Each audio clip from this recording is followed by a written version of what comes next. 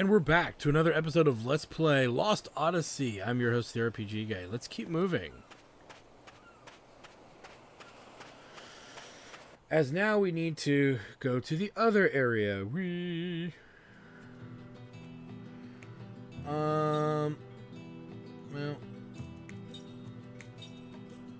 There we go.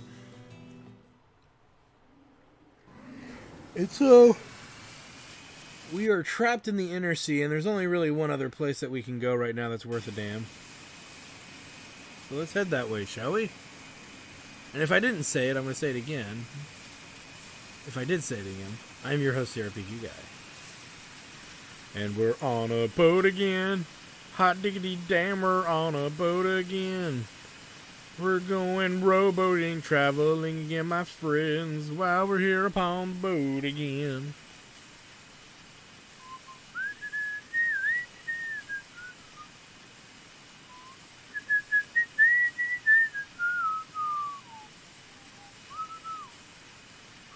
We'll come around here.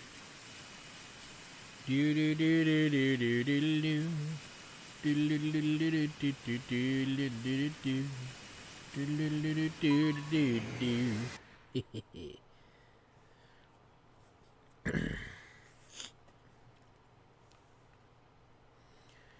Land ho!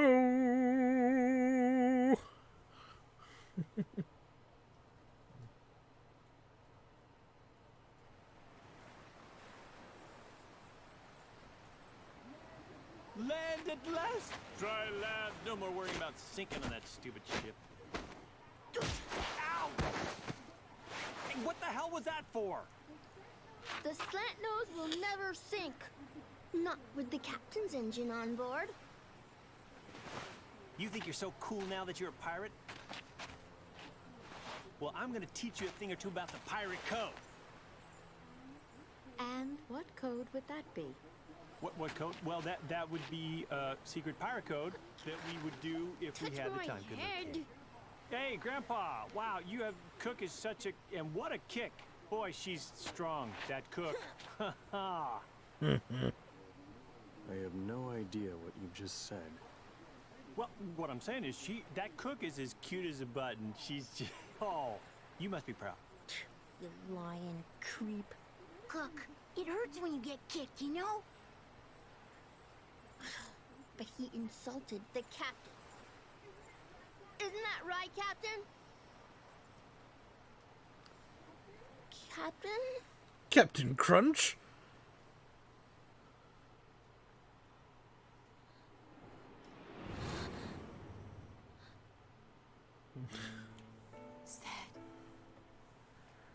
Captain Cook, Captain Cleaner, Captain Crunch, all useless. All of them, yar. They'll all be useless. The only good captain is Captain Nemo. Alright, so we get a reveal, but this is not one of Kime's dreams, apparently. Ask me what it means, ask me what it means. Oh, wondrous beast Aniara, proud descendant of the white-winged clan. You alone were my irreplaceable companion. Would it anger you to hear me call us two of a kind? Were we not? In fact, a perfect combination, you and I. Bound together by a single thread, that gossamer thread we know as loneliness. Aniara, I owe my life to you. Not, of course, that you saved my life in the ordinary sense of the word. Mine is not a life that can be lost under any circumstances. It is an irrevocable burden. I will not die. I cannot die. And therefore my life was not for you to save. Oh, Aniara, what have you saved? I now see was not my life, but my heart.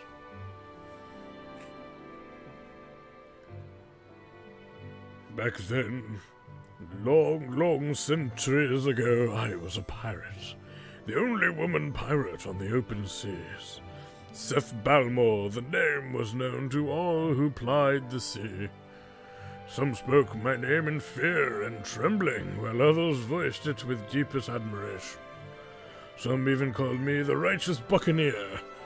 Nor were they far wrong, I'd say. The pirate ship I commanded had rules that were clear and strict.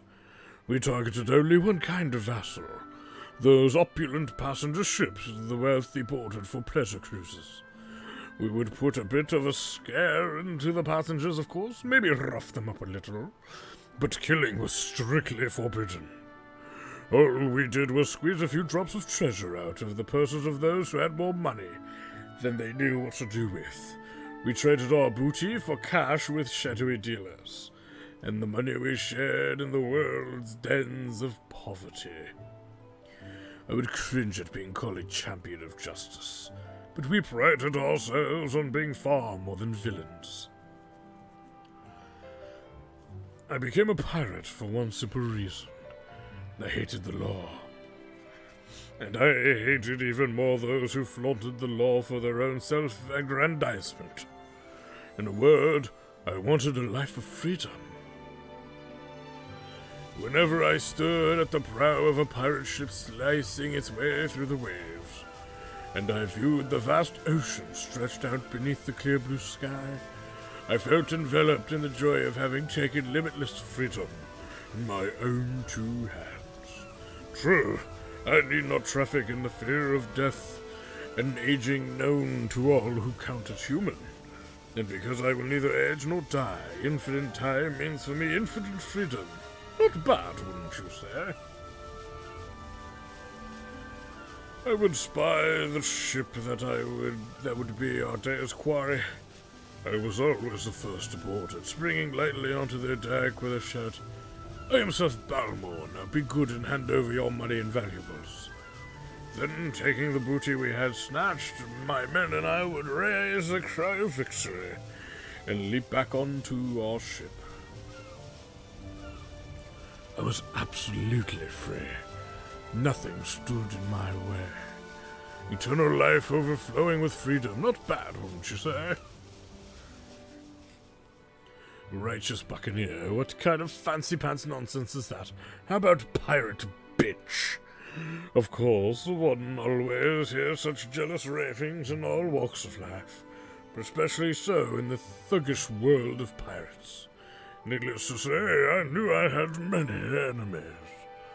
Even a child would realize being called a righteous buccaneer could only increase the number who hated me among such raping and pillaging brigands as pirates of the sea. But I didn't care about that. I could be stabbed with a knife or blasted with a cannon, and still I would not die. Immortal Seth, they called me. And it was literally true, not just a figure of speech. I won't get in your way, I told the other pirates, but I won't let you get in mine either. I was afraid of nothing and no one. I lived the way I wanted to live and wouldn't or shouldn't have let anyone interfere with me. I went wrong only once, but that was all it took. In a moment of carelessness, I let them capture me. Of course, that alone was nothing for me to be afraid of. As I keep mentioning, I can never age or die. It would have done them no good to try killing me, and they knew it. The most they could do would be to rough me up a little and threaten to make it worse for me the next time. They had to do something to show their men how tough they were. They couldn't just let me horn in on the pirate game and pretend it never happened. "So," I said, "hurry up with the torture, will you? I haven't got all day." We were in a cave on a desert island.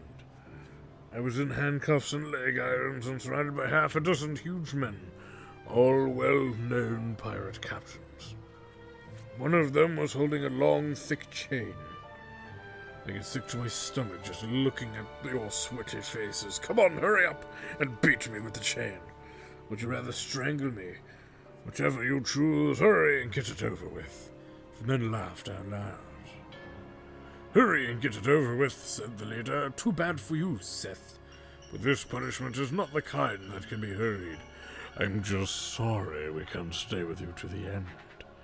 "Yeah," chimed another man. Like a monster like you, we humans don't have all the time in the world. Okay, maid, let's make it fast the way the lady wants. Licking his lips, the man with the chain approaches me, and two others grabbed my arms from the sides. They were not going to use the chain as an instrument of torture, but to rob me of my liberty. They chained me to a gigantic boulder in the cave. They were laughing so hard they could hardly contain themselves. Just what you need, eh, Seth? It's the end of the road for you. We can't shoot you, we can't stab you to death, so we'll just lock you up. We'll never come back to this island again. And even a half-baked pirate like you knows this place is not on any sea lanes. No fishing boats, even. And right about now, your men have gone off looking for the wrong island. We're the only ones who know we brought you here. Not even our crews know where we are. Nobody's coming to save you, that's for sure. You'll be in here forever. Can't move a muscle and you can't even die. All by yourself for the rest of eternity. With that, the men walked out of the cave, leaving me there with a single lantern. Cowards, I screamed. Don't run off like that. Don't do this to me. But the only response was the hollow echo of my own voice in the cave. The lantern the left meant behind was not meant as a kindness, but rather the opposite. It was a prop in their little drama. When it finally ran out of oil and went dark, it would impress on me the weight of eternal solitude. As long as the lamp kept glowing, I was filled with rage for the men. But when the oil was running low and the flame began to flicker, a deep anxiety assaulted me. Unable to move, I stared blankly at the flame. Eternity. This world has no such thing, or perhaps it should not have. Solitude. I was always alone, or more precisely, I always ended up alone. It was my destiny. I could be surrounded by companions whose feelings matched my own perfectly. I could share the deepest love with another, but in the end, I would always have to lose them. Do you know what it feels like to see countless others succumb to death, while you yourself are on the road of endless life? But in your case, Aniera, you do have some idea. As I watched, the lamp in the cave went out. A world of darkness spread out before me, and there I was alone. No more would I taste the sorrow of parting, but neither would I be able to taste the joy of meeting, eternally without end alone. I did not try shouting. People shout and scream for one reason only, because they want someone to hear them, because they believe there is someone somewhere who will hear their cries.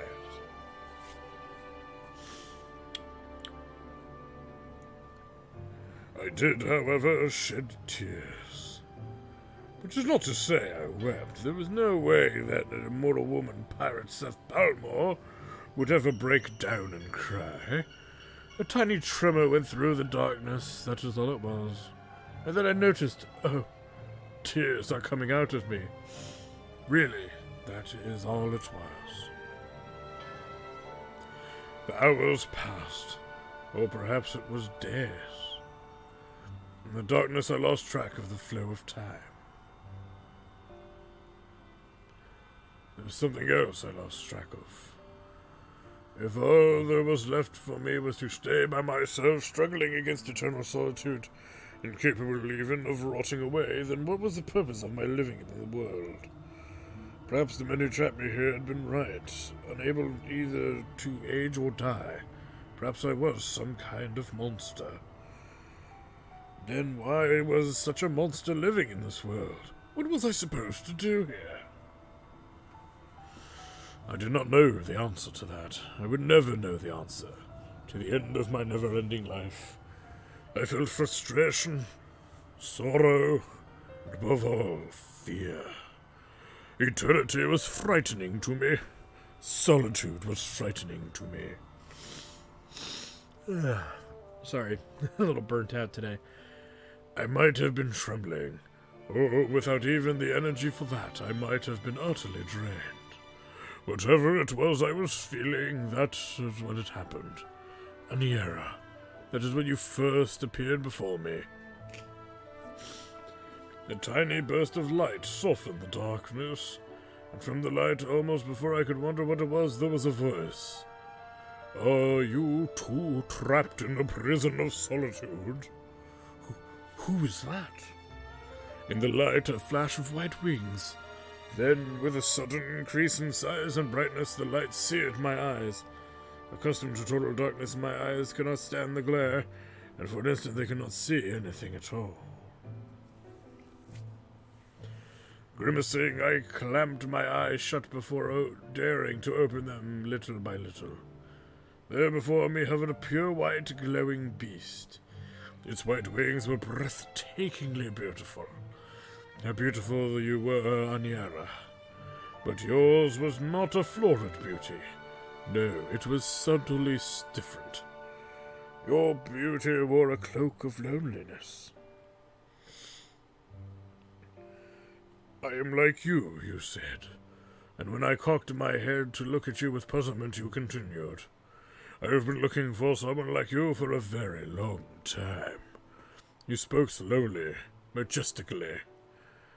Oh, immortal woman pirate, you and I share a single destiny. You knew who I was.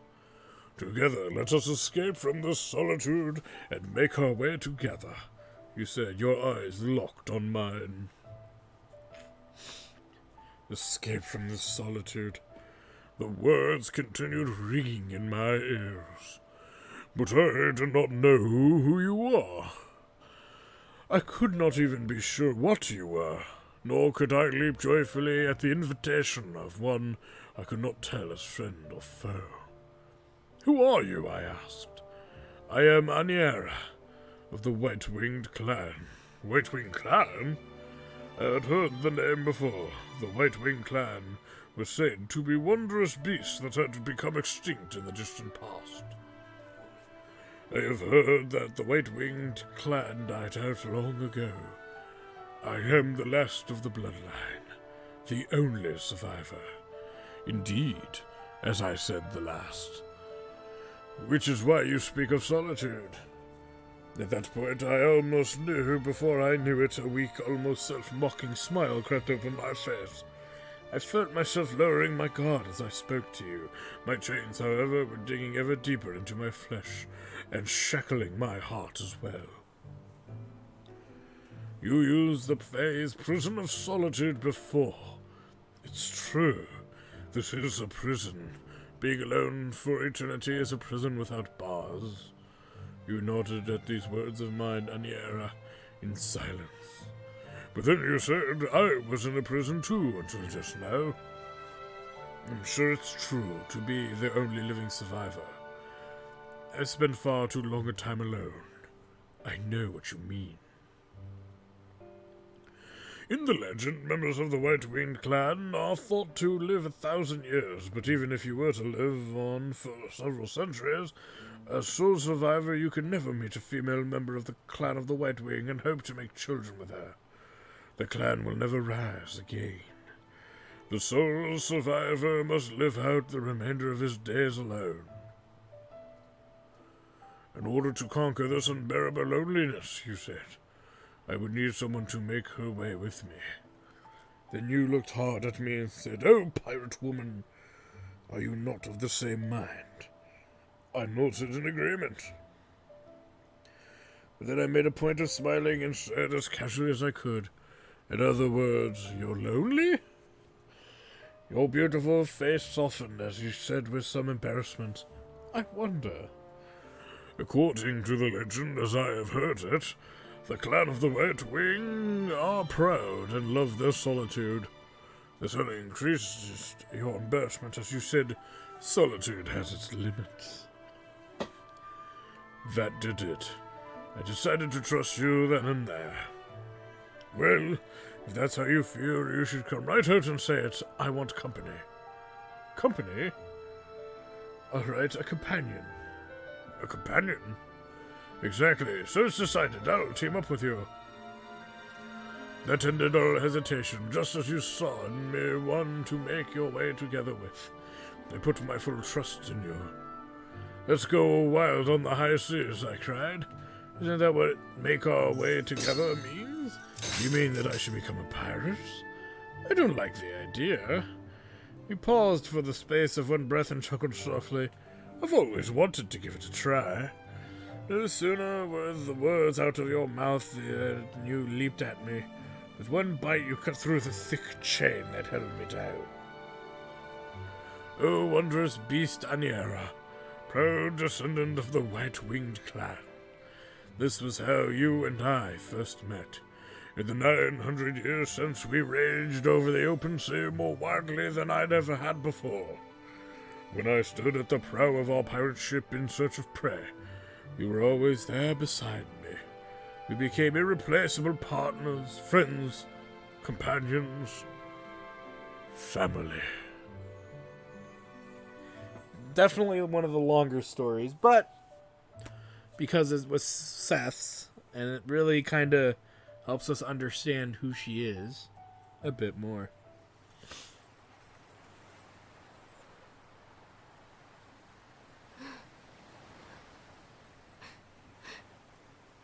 Seth? Cook? You're crying. I remembered some things from a long time ago.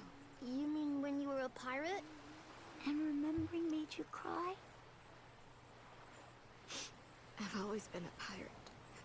I was crying because of something that happened that I regret. The more you know.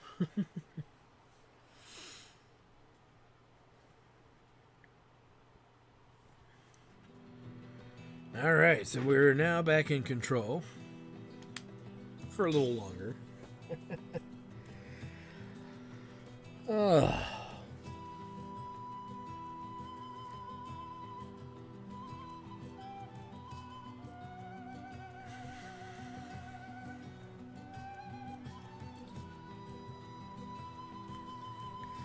As we make our way to the wonderful town of Tosca.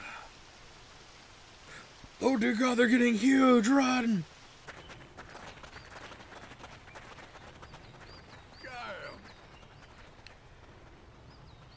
Kime. Look! It's Kime! Hey, everybody!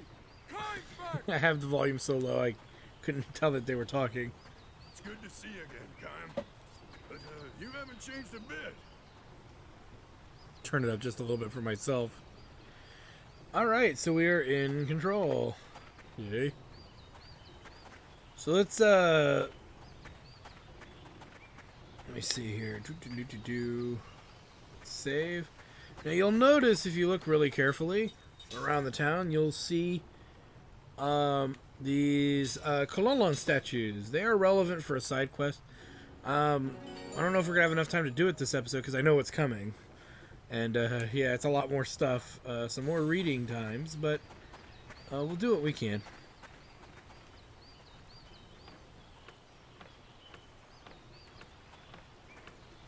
So you'll notice these Kololon statues. You see plenty of them. You even see one way out in the distance there.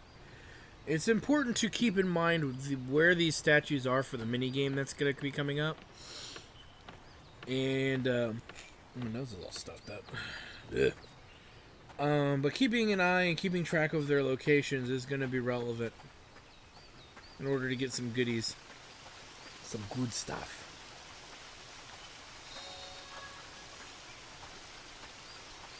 We get a seed.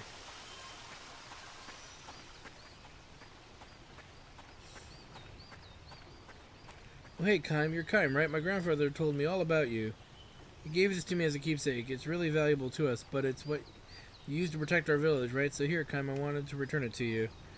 You get the magic power to locator level 1. Hey, Kime, try that now. I've hidden a treasure somewhere inside the village. See if you can find it.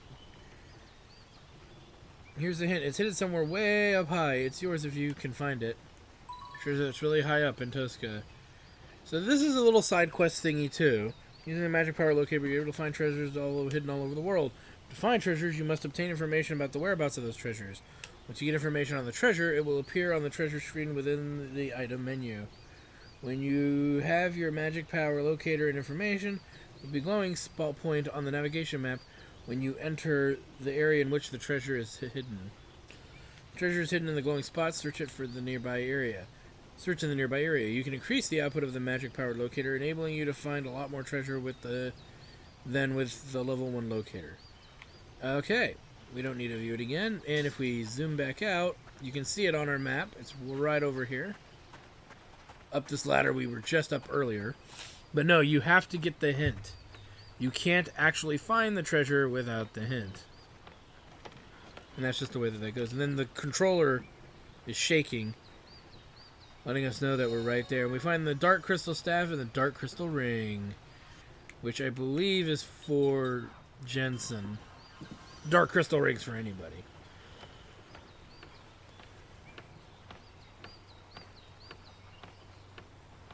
Alright.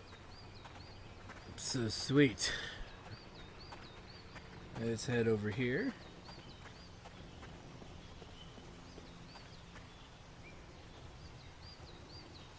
And we get 500 smackerinos.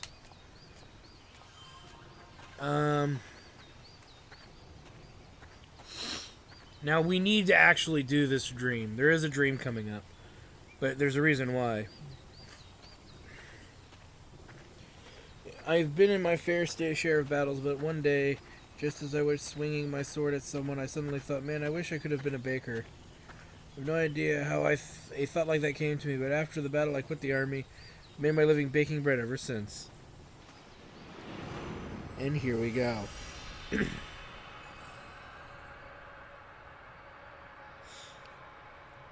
But see, we're getting better. We're getting closer to finishing these memories, right? This should be our 16th memory, if I'm not mistaken. So think of it like that, too.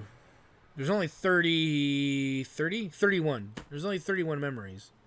So, I think we're almost there. The hero was home from the war.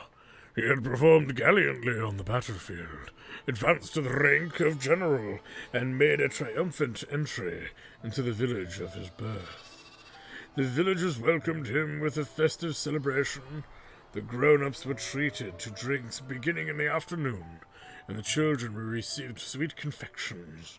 The cattle and sheep in the pastures that supported the villagers' livelihood, whether because they were excited by the unusual commotion or were welcoming the hero in their own way, sent especially shrill cries reverberating into the blue summer sky. The hero. General, you are the pride of our village. Obviously full of pride himself, the head of the village thrust out his chest as he delivered his congratulatory address in the welcoming ceremony. To think that the foremost hero in the army came from this tiny village is so incredibly exhilarating and gratifying. I am sure our ancestors were overjoyed as well. The throng crammed into the village square burst forth with cheers and applause. According to the official figures released by the army the other day, General, you brought down at least 2,000 enemy soldiers with your own hand. A thunderous roar shook the square. Come to think of it, the population of this village is less than 1,000. This means, sir, that you managed to bury more than 2 of these villages worth on your own. How fortunate for us that you were not one of the enemy. If by any chance there had been a warrior of your caliber on their side, we'd all be resting in the hilltop graveyard by now. A few of the women frowned momentarily at this remark, but the men, full of liquor, responded with an explosive laugh. Sitting stage center, the general lightly stroked his dignified beard. No one present knew that this was his habit whenever he was perplexed. When he left his village to join the army, he was just an ordinary soldier, a long way from growing a beard. General, you are truly the savior of our army and, indeed, of our entire nation. I understand you will be leaving for another battle tomorrow. but we all hope that you will thoroughly enjoy yourself on this rare visit to your birthplace. The village chief ended his greetings and withdrew into the wings, whereupon the village #1 entertainer bounded onto stage in the most comical way he could imagine. "Dear General," he cried, running over to where the great man was seated and going down on his knees, "oh, hear my plea." The general looked at him uncertainly. "Is there any possibility that you would lend me the sword at your side, if only for a moment?" Perplexed though he was by all this, the general, impelled by the audience applause and cheers, handed the man his tasseled and jeweled-encrusted sword. The man bowed deeply as the sword entered his outstretched hands, and again he cried, "My gratitude knows no bounds." Pretending to stagger under the weight of the sword, he came to the front edge of the stage and held the weapon aloft. "And now, ladies and gentlemen, I will reenact the event that raised our dear general's fame to the heights in a single bound, when he hacked 18 of the enemy into teeny, little, tiny bits." Yeah. The audience cheered wildly, and then the man, with exaggerated movements and commentary, swung the sword in a great arc. The audience knew exactly what he was doing. The general had not only made the name for himself for his strategic prowess, but was also widely acclaimed as a warrior on the battlefield. He did not rely solely on his weapons, but, in the end, leveled his opponents with his sheer physical strength. This, too, was a matter of the utmost pride for the villagers. "Here we go. 1 man down, 2 men down, flip the sword back, 3 men down, 4 men slash diagonally right through the shoulder, 5th man's head goes flying, oof, then 3 at once, 6, 7, and 8th man. What a bother. I'll just skewer you like this." The man thrust the sword through 3 imaginary opponents, and the crowd went wild. The general, too, broke into a smile and applauded. When he was through clapping, though, he stroked his beard again. "I'm sure you can understand how I felt at the time, sitting up there on that stage," the old general says to Kaim before taking a sip of water from his leather pouch.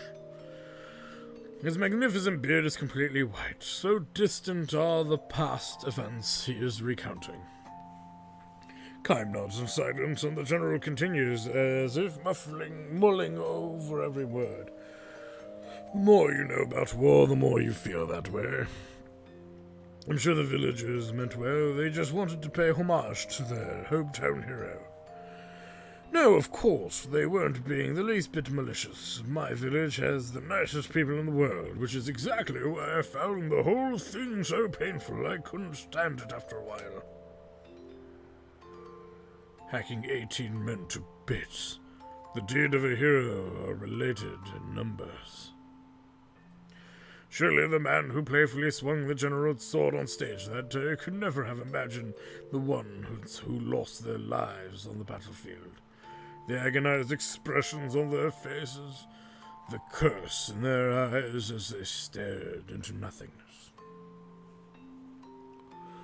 But that's all right, too. People who have lived peaceful lives don't have to know about such things. That's what people like us are for. To keep their lives far away from the battlefields, don't you agree? Thanks to us and our killing of enemies, the people we're supposed to protect don't have to know anything about the bloodiness of war. Unless you believe that, what's the point of people killing each other? Camp says nothing in reply. Without either affirming or negating the old general's words, he stares vaguely at the general's troops. Would you say your name is Kaim? Kaim? I suppose you've killed more enemy soldiers than you can begin to count. There's no way I could count them all. I thought so. You have a flawless build, the kind that can only be tempered on the battlefield. Only a man who has survived one battle after another can carry himself the way you do, with complete naturalness. How does a man like you find himself driving a horse cart over a mountain pass? Kaim is ready to leave without answering if the old man asks him such a question. The general inquires no further into Kaim's background. Instead, there is a sense of relief in the smile he bestows on the sight of Chaim resting his horses at the pass. I was 16 the first time I went into battle. After that, I just kept running from one fight to another until I made it all the way to the general. At first, I remembered the faces of the men I crossed swords with and killed. Even if you don't try to remember them, they get carved into your memory. I had terrible nightmares, and try as I might, I could never seem to wash off the stench of the blood that splashed on my face and hands. That was a hallucination, of course, but it got so bad once that I spent a whole night in a river trying to wash myself off. The general paused a moment to think about his story, then went on. After a while, you get used to it. You get used to fighting and killing over and over again. Your body and your mind and your heart. You just get used to it. That's how people are. So I stopped having nightmares. I killed all the enemy soldiers I could lay my hands on, and I forgot every one of their faces. It's the same for you now, too, Chaim, isn't it? Maybe so. It's like a curse. If you don't get used to it, your heart breaks. On the other hand, if you do get used to it, your heart probably ends up breaking someplace deeper down. The general casts a fond glance towards his resting troops. Then, slowly shifting his gaze far down to the foot of the mountain, he says, So that's what it was like for me back then, when I returned to my birthplace in triumph. For the final event in the welcoming ceremony, several children mounted the stage, and now, in honor of our hero, the children will present to the general a floral wreath more marvelous than the greatest medal there ever was. The audience went wild again. When the children put the wreath around his neck, the general favored them with a warm smile, the first honest smile from the heart that he had managed since climbing onto the stage. And finally, as a special treat for the general, who has been galloping from one battlefield to the next far from his native place, the children's chosen representative will read his own original compositions spelling out the joys of the peaceful life of the village. With a look of grim intensity, a small boy barely old enough to go to school unfolded his composition and, gripping it in two hands, began to read aloud from its training to make himself heard. First, I'm going to write about one of the nicest things that happened to me. At my house, we have a pasture with lots of cows and sheep.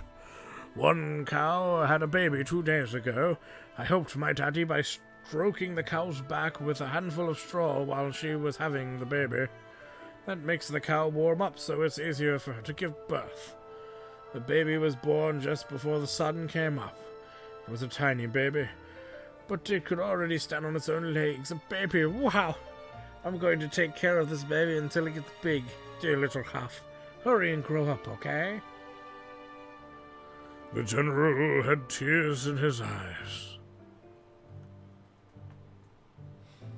Now I'm going to write about one of the saddest things that happened to me. That was when my grandma got sick and died. She was such a nice grandma. I know her sickness made her feel bad, but she was always smiling when I was around. She let me hold her hand while she died.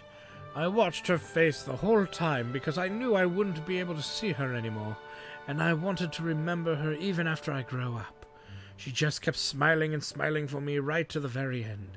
That's why she is always smiling when I think of her. Are you looking down on me from the sky, Grandma?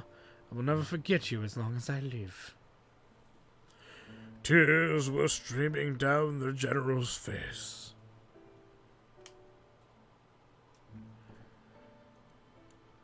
When the ceremony ended, the general left his village and headed for the town where the army headquarters were located. There he wrote a long letter to the king, and he gave his sword to his most trusted lieutenant. The general had decided to retire. This was a big surprise to me, as it was to anybody. When I heard that the little boy's essay, it occurred to me, what makes us really human is to celebrate each life that comes into the world and mourn each life that is lost. I didn't need medals anymore. I didn't need the honor of being allowed into the presence of His Majesty anymore. I wanted to be a real human being again. As a result, overnight I went from being the village hero to being reviled as a traitor. The general turns to face Kaib and asks, "So, are you going to mock me as a coward who ran away from the battlefield, or blame me for being a deserter who betrayed his own patriotism?" Kaib turns a gentle smile on the old man. "Neither," he says. "As a soldier, you made the wrong decision, but as a human being, you made the right one." The general strokes his white beard and says, "My habit has changed, too. Nowadays, I find myself stroking my beard when I'm embarrassed." The two men look at each other and smile. "Okay, back to work," says the general, standing with a grunt. He calls out to his troops. "All right, men, it's all downhill from here. Let's give it one last push and get back to the village before sunset." The troops, under the general's command, consist of 30 sheep, not one of whom is likely to take a person's life. "Tell me, Kaim, are you planning to go back into the battle at some point?"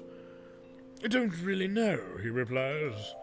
"I'm content with herding sheep for now," the general says. "I don't have the least regret for the decision I made that day. It would make me happy to think that this could be a kind of lesson for you." With this parting remark, the general turns away from Kaim and begins walking. The sheep amble along after him in newly reformed ranks. Standing at attention, the general raises his right arm and waves his troops on. "Forward, march!" The command he had once delivered to tens of thousands of men in the battlefield now echoes pleasantly among the mountains of his native village. That's a sweet one. I like that one. And we discover some treasure info. Hence why, you kind of need to do that one. Again, you don't have to sit through these stories. You can power through them, but it's kind of neat. Perhaps that old man influenced Kaim. Hence why the memory might be relevant. Now, I don't know if we can go in. Yeah, we can. And you'll notice there's one hiding back in here. And we get the Medusa's headband, which we'll put on Kaim right away, because it is anti-petrify. Let's keep moving. I know we're running almost out of time here, but if we got to do a slightly longer episode to move things along, so be it. I think that would be, for the best.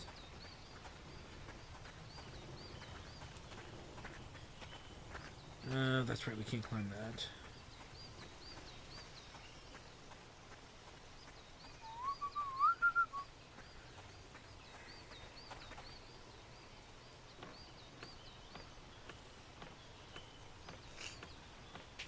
And here's how you get to this guy up here.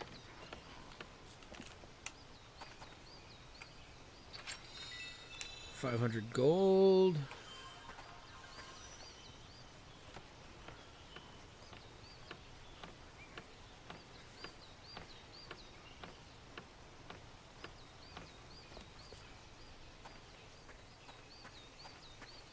Grab that before I forget that it's there.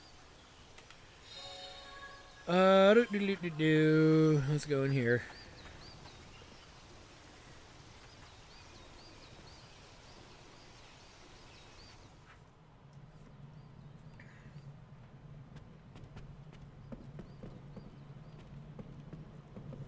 And what do we got?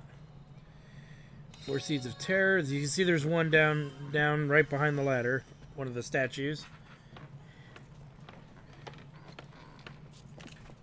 And look who it is. Oh, he's so cute. We have 40 seeds so far.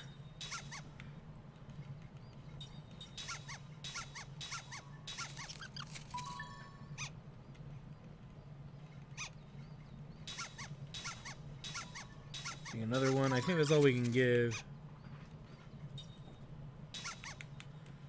Nothing for right now.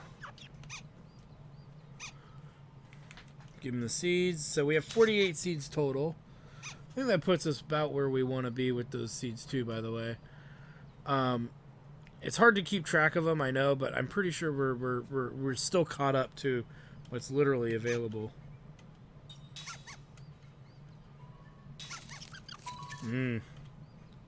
So it just switches what we have. Okay.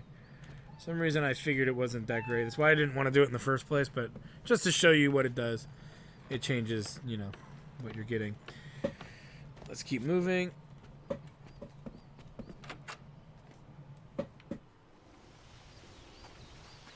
Let's head into here.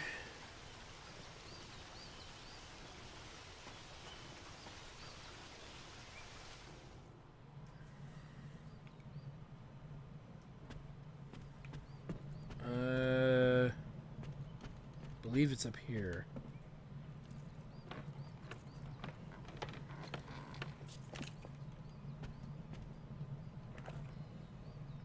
And there's a seed.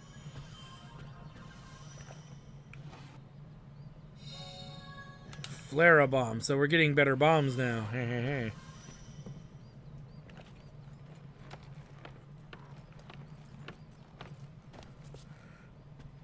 Alright, I think we're good there.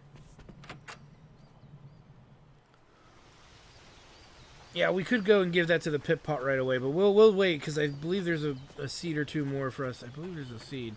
I know there's one, but we got some more stuff we gotta do. Now.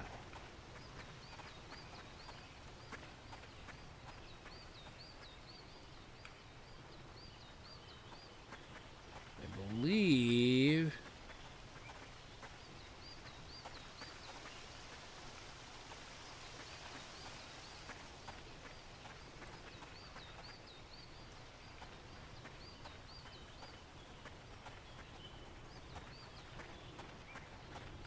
okay, there we go. There was somebody over here somewhere. The truth is, I was about to be drafted into the Goatson army, but I slipped off my roof while I was fixing it, so they dismissed me as ineligible for battle. But I'm glad you're not going to worry. Be all by myself without you.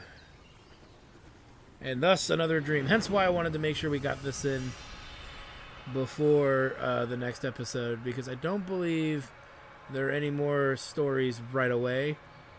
So hence why we're doing this, you know. Get it done. That way we can have three, you know, these three tales kind of lined up here. These three dreams. And so this might put us over an average time, but yeah, we're going to end with this. There is no way to keep the village from becoming a battlefield. The enemy forces have crossed the northern pass and made their camp close by. The home forces are here too, sending one unit after another into the village to resist the enemy's attack. The place is a powder keg. Ringed by mountains where two highways intersect, the village is a crucial focal point for transport. It cannot be allowed to fall into enemy hands, where its capture is essential to any hopes the enemy might have for victory in the war. Long years of fighting have come down to this one major battle. It is a battle that must be waged. The logic is clear, simple, inevitable, and it will transform this tranquil village into a battlefield at any moment. The army has ordered the villagers to evacuate. Non-combatants can only get in the way. The enemy wants to settle this before the weather turns cold. So what does that mean? Another month? 2 weeks? Get your stuff packed. No sense in getting caught in the middle and killed. Talk about dying for nothing. But forget about taking any pots and pans with you. Pack as light as you can and get away from me as far as you can. Think of all the generations our ancestors guarded our houses and lands. I hate to think it's going to turn into a wasteland when the fighting starts. There's nothing we can do about it. It's just plain bad luck, that's all. We just have to hang in there till the war is over and come back, when we find out who won. The main thing is to get out now. Right, it's all we can do. We've got to stay alive, better not hope for anything more than that. Why the hell does this have to happen to us? The villagers leave a few at a time, beginning with the first ones to find temporary shelter. By the time the forest is slightly tinged with red, the village is practically deserted. The only ones left are the old folk who live alone and have no one and no place to run to. The army has built a crude refugee camp for any evacuees able to cross several mountains to reach it. The aged poor stagger in with little more than the clothes on their backs. The only one left in the village is Grandma Koto. The bread of Grandma Koto. As a mercenary, Kaim first met the old lady Koto shortly after he joined the unit protecting the village. He was on an inspection round at the time when he spotted the old woman working in the fields. She turned out to be Grandma Koto. The soldier with him yelled at her, "Hey, old lady, enough of that!" The man shouted, "You better get out of here now if you want to stay alive. The fight's going to start in 2 or 3 days. How many times do we have to tell you to go to the damn refugee camp?" But old Koto stayed hunched over, digging in the dirt. Obviously, she was not harvesting anything. If this had been a time when the grain had ripened and she was hurrying to harvest her crops, it might have made sense. But she was just turning the soil as if had forgotten that a battle was about to start here at any moment. Is the old bag deaf or just senile? With a disgusted look, the captain called over to Kaim. "Hey, new guy, do something about this one. Drag her to the refugee camp if you have to. Tie a rope around her neck. We can't have her wandering around out here. She's just going to get in the way when the fighting starts." The captain's tone was arrogant. The more cowardly a commanding officer is, the more arrogant and overbearing his style becomes, and the less he is able to conceal his nervousness when a battle is nearing. Kaim strode silently towards the old woman in the field. "We'll go on ahead," the captain called out behind him, but he did not turn around. Only a few days would be needed to decide the outcome of the battle for the village, which was a reflection of how violent it promised to be. For this reason, working the fields was pointless. Even the most carefully cultivated patch of ground would be crushed under the soldiers' boots. A harvest next year was out of the question, nor was it even clear how many years it would take to restore the village to its former tranquility. When Kaim approached her in the field, the old woman kept working and said, "Don't try to stop me." She looked and sounded much tougher than she had seemed from a distance. She might have been one of those stubborn, cranky old folks that people kept their distance from when the village was at peace. "You're not going to evacuate?" Kaim asked. "What the hell for?" she spat out. "They've built a camp you can go to." Old Koto gave a snort and said to Kaim, "You're a new one. I've never seen you before." "Yes? So you don't even know what the camp's like. You soldiers have nothing to worry about." "What do you mean?" Old Koto said nothing but pointed towards the steep mountain standing like a painted screen on the west side of the village. Kaim asked, "Is that where the camp is?" "Hell no, you have to cross that mountain and another one to get to it." "Nobody my age can walk that far. What's the point of building a camp in a place like that? How many old folk do they think are going to make it over there? They might as well leave us out in the hills to die like in the old days." Kaim was at a loss for an answer. Continuing her digging, the old woman grumbled, "That's how government does everything."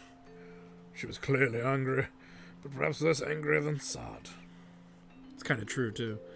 "You're on an inspection tour, right? Well, don't let me stop you.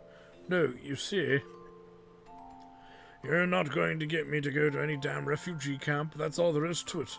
I'm not going anywhere. This is the village I was born in, and I've lived here all my life. I know how you feel, but this place is going to turn into a battlefield soon. I know that. So then, so what?" Kaim was at a loss for words again. When she saw that, she smiled and said, "You're a sweet young man, kind of unusual in a soldier." Her expression had softened for the first time. Once she stopped being so prickly, the smile she produced was actually rather endearing. When this place turns into a battlefield, people will die. Lots of them. I know that much, don't worry. But I have work to do, soldier boy. Telling me to leave my work and run away is like telling me to die. So if I'm going to die anyway, and it won't be long now, I want you to let me do what I want to do. You shouldn't have a problem with that. Kime was silent, not because he was at a loss for words yet again, but because he believed she was right.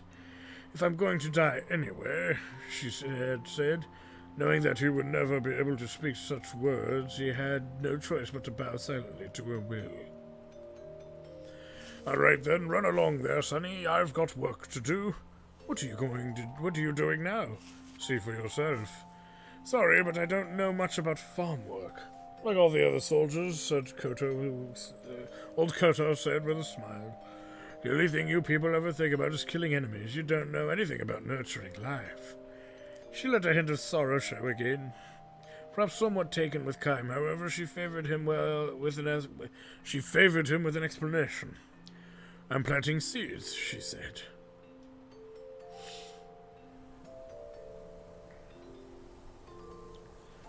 Grains of wheat.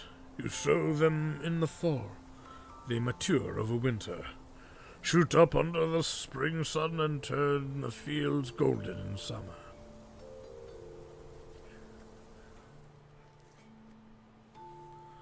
I always do my planting when the northern mountain peaks turn white. Every year, and this year's not going to be any different. Will the seeds mature into trampled fields? Kime had his doubts. Grandma Koto, however, displayed not the least anxiety of resignation as she scattered seeds in the newly turned soil, her hands performing an age-old ritual with ease and naturalness, as if to impress upon Kime the fact that what she was doing this year was nothing more nor less than what she had done every year before. As a result, Kime's next words emerged with a smoothness that he himself found somewhat surprising. What if the seeds don't grow? Then I'll just do it again next year. And if next year is bad, I'll do it again the year after that. You have to plant the seeds. That's how I've lived my life. If you don't plant, nothing will grow. See what I mean? I think so. Whether there's a fight or not, it doesn't matter. I'm just going to do what I have to do. That's all. She spoke with certainty, her wrinkled face softening into a smile as she nodded. You can't even enjoy a medal if you know you haven't done things right. You're saying that this is what gives your life's its meaning. This was the question to which Kime had long searched for an answer. For what purpose had he been born into this world? What was he supposed to accomplish here? He had continued to roam through his life's endless journey without knowing the answers to these questions, indeed, because he didn't know the answer. I don't know about deep stuff like that, Grandma Koto said shyly. I just mill the wheat I've harvested and bake bread in the fall. That bread is really special. Nothing tastes as good as the first bread you make with the wheat you grew that year. That's what my grandson looks forward to every year. I can't just decide to take a year off now, can I? I see what you mean. No, you don't, she declares. You're nothing but a damn soldier. Her face had returned hard again. There were no more smiles from her that day.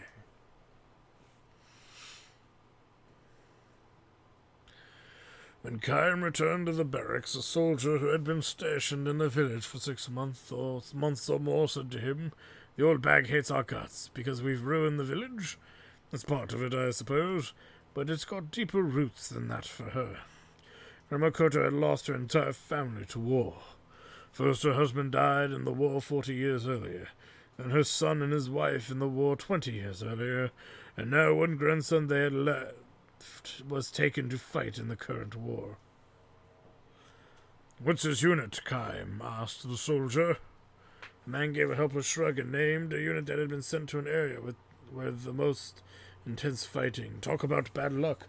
Fighting's so bad out there, and if it were me, I'd take my chances on being executed for deserting under fire. He's got maybe a 50-50 chance of coming back alive. No, maybe 30, 70. If her grandson were to be killed, Grandma Koto would be all alone in the world. She would have no one to feed her bread to. It must be tough to be left alone at that age, the soldier said. Looking at old Koto, I can't help thinking of my mother back home. There's no way I can let myself get killed. She'd never stop crying. Same for you too, eh, Kaim? Kaim said nothing in reply. He had no right to put himself in the same category as this soldier. The battle started 3 days later. The enemy's army attack was even fiercer than expected. The defense forces had no choice but to put everything they had into the fight. Kaim slipped away from the battlefield and headed for Grandma Koto's house. He found her leaving for the field as always. She gave no sign that she was afraid of the fighting. People who know exactly what they must do, and who refuse to be distracted by anything else, can be strong beyond all reason. Kaim saw now that there could be far greater strength in a finite life than in one that lasts forever.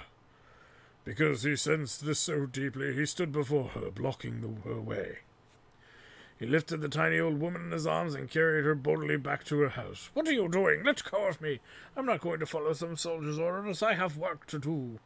"Yes, I know that," Kaim said. "So put me down now. I don't want to let you die." Holding her against his chest, he looked her in the eye and pleaded with her. "I want you to bake bread next autumn, again for a new crop of wheat." She stopped flailing her arms and legs in a vain attempt to get free of his grip. She looked straight back at him, and as he said, "As long as you have someone to feed you freshly baked bread to, I want you to keep baking bread year after year." Old Koto heaved a huge sigh and muttered, smiling, "I knew you were a very strange soldier." The battle raged on for several days. The arrogant, cowardly captain died in the fighting. The soldier who had told Kaim the story of Grandma Koto also died. Countless defense troops died, and countless enemy troops died. The village was consumed in the flames of war, and old Koto's field was ravaged under the heels of the military. Kaim's side managed to stave off the attackers, then followed the retreating enemy to the north. All that remained in their wake was the empty, devastated village. The war ended as spring was giving way to summer. At the cost of massive casualties, the army repulsed the enemy's invasion. The village began to recover little by little. As Grandma Koto had predicted, not one old person who crossed the mountains to the refugee camp came back alive. Autumn. And Kaim had come back to the village.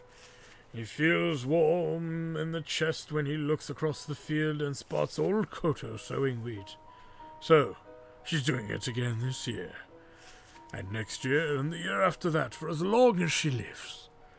She notices Kaim and crosses toward him with a welcoming smile. A year has passed. She seems to have shrunk somewhat within a year worth of aging. "Haven't seen you for a while," she says. "So, they didn't kill you. I'm glad to see you looking well, too. I heard you stayed near my house during the fight. You single-handedly fought to keep enemy troops away from it." Kaim gives her a shy smile. "How is your wheat?" he asks. "All ruined, of course. Worst crop I ever had. A few scrawny stalks, barely enough for one loaf." She tells him all this with surprising ease. Then she fixes her eye on him and asks, "Have some?" "What?" "Bread, of course. I bake a loaf now if you'll help me eat it." "Well, sure, but..." Grandma Koto sees through Kaim's hesitancy and says with a calm smile, "Yes, he's dead, my grandson. I got word at the end of the summer. I was waiting and hoping, planning to bake him a loaf of bread as soon as he got home." When she sees Kaim hanging his head in silence, she adopts a spirited tone as if she has to be the one to cheer him up. "Come on, then. You eat what he would have had.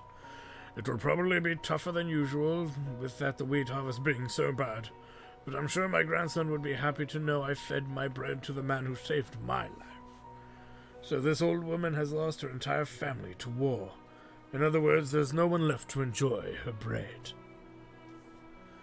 Still, she urges Kime to wait just a minute while I finish this up, sowing the wheat for next year's harvest. She does it because that is what she has always done. Because this is what she is supposed to do. Kime stops himself from speaking the words, "Let me help," and he stands staring at old Koto's bent back. In the glow of the setting autumn sun, she is sadly small and sadly beautiful.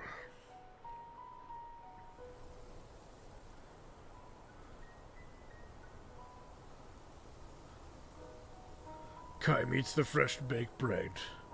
Old Koto was right. Made from wheat grown without its full measure of care, the bread is hard and dry, and poor in taste. Still, of all the bread Kime has eaten, and will go on to eat in his long, long life, this is by far the most delicious. Because yeah, it's a good story. These are good stories. They're very thoughtful. Anyways, I want to thank you guys for stopping by. I'm your host, RPG Guy. Like, comment, subscribe. Check out my Twitch channel at twitch.tv/JackTartStudios for more live gaming action. And then when we come back, we're going to finish the neat little sub-quest stuff to do in town, as well as unlock some very important things for us that we need to do. And we're going to get everything kind of set up. We're going for us to do some of the major, grinding that's going to be coming up. And I'm going to discuss how you can build levels there. And ultimately that it's not that hard. Again, it's just something that you have to you have to prepare yourself for, and it's going to be something that it'll take some time. But I'm not going to use the whole episode for grinding as much as I'm going to use it to show you how to grind it, and then we're going to grind it, get pretty much Ming up to par with the rest of the party. And as far as what she needs to learn and how many skills she needs to have and stuff. So anyway, thank you again for stopping by, and we will see you guys next time.